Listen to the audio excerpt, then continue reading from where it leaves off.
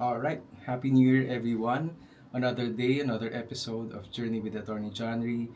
With me, your host, yours truly. So last week, we had our first ever guest, si Associate Dean Earl Masakayan, and we talked about the bar exam itself, how to approach bar review, how to approach your law studies, and I hope that in that almost hour-long interview we had, I hope that you learned something. And if you haven't seen it, please do give it a chance. When you have the time. And I've also read some shorts in relation to that, so I hope that you can also check those out. Now, I noticed that the channel has been slowly and steadily growing, so I'd like to thank my new subscribers for that. It surely motivates me to make content for you guys. Shout out as well to one of our subscribers, Everyday Taylor, for the encouragement. Glad to know na kahit pa paano nakakatuling pag-share natin ng experience natin and yung mga natutunan natin. No? Um, Everyday Taylor made a comment admiring us for the courage and humility in openly speaking about our own setbacks, something otherwise often dealt with a sense of shame and resentment. Okay, let's talk about those two muna. In this country, when there's so much attention given to passing the bar, to becoming a lawyer, not to mention being a lawyer from any of the top schools, um, there's so much emphasis on that, especially in this country. And I, for one, don't know what the fuss is about, but I guess yan na yun, nandyan na yan, di ba? And um, when I took the bar in 2013, and then I found out I didn't make it, of course, there was a sense of shame. I felt that. And especially since most of the people in my circle and most of the people that I was friends with on social media knew that I was taking the bar that year. And of course, the expectation was for me to pass the bar. So when you don't make it, as I did, there's a shame in the sense that you disappointed people, that you let them down, that you let your school down. Kasi remember na in this journey of yours to become a lawyer, hindi lang yung sarili mo yung daladala mo eh. Daladala mo yung pamilya mo, yung mga kaibigan mo, yung komunidad mo, yung probinsya mo, yung school mo. So, pag nag-bar ka na, lalo na pag naging lawyer ka, daladala mo yan. And this will be evident pag pumasa ka. Kasi banners and posters of you will surely be present. Now, let's go to the resentment part. Personally, when I got wind of the results and I found that my name wasn't there, I also checked the names of the people that I knew who took the bar, and my initial reaction was, kung sila pumasa, bakit hindi ako? Eh sa tingin ko, mas magaling ako sa kanila noon.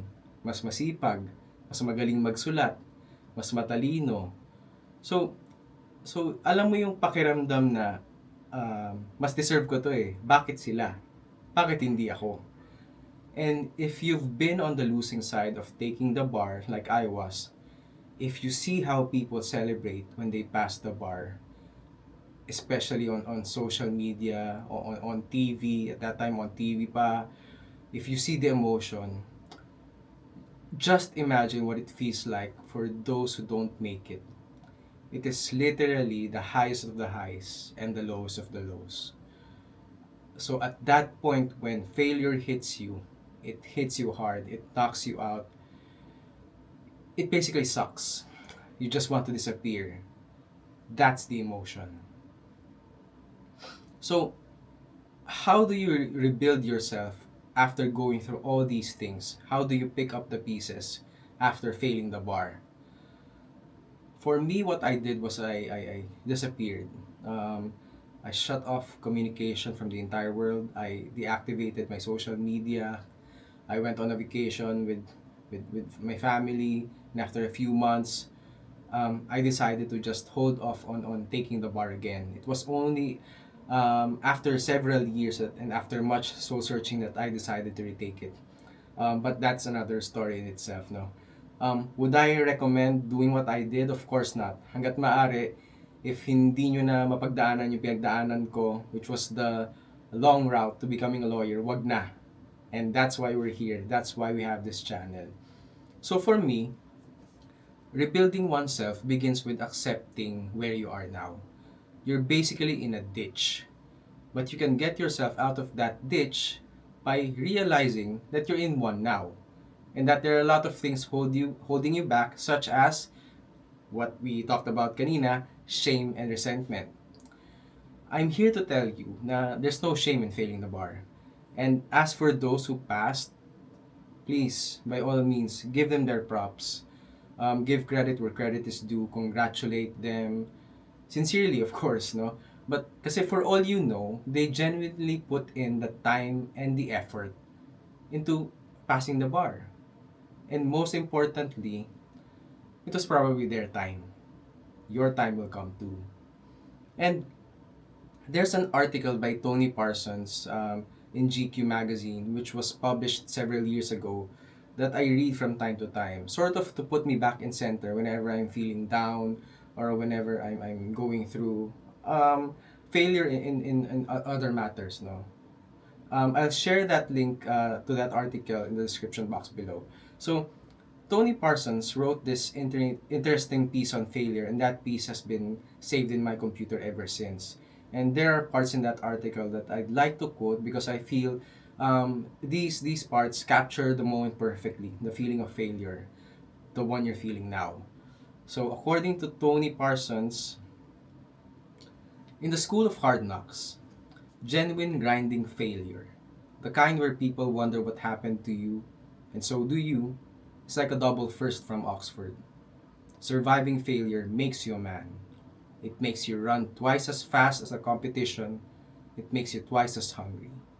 It makes you twice as hard. Once you had your nose rubbed in dirt, when you have spent hours beyond counting, waiting for the postman to bring some pathetic little check, then the competition's no chance. The safe little flight plans of your rival's life, from school to university to office, are no match for what you have endured. When it is happening to you, failure feels like a beating. It literally feels like you are on the sharp end of a kicking. And as anyone who has taken a good hiding will tell you, it is not the pain that hurts. It is the humiliation. Failure is like that. You taste it. But it leaves some steel in your spine. It leaves a chip of ice in your heart. It makes you ready for anything. You always remember what failure felt like, and you remember it every day of your working life. So, in the last part of that article, meron ding sinabi si Tony Parsons, which I also feel like perfectly encapsulates what I want to tell you, and he said it best. So I'm not gonna have my own version of that. No, he says, "Don't be like me. Bounce back fast.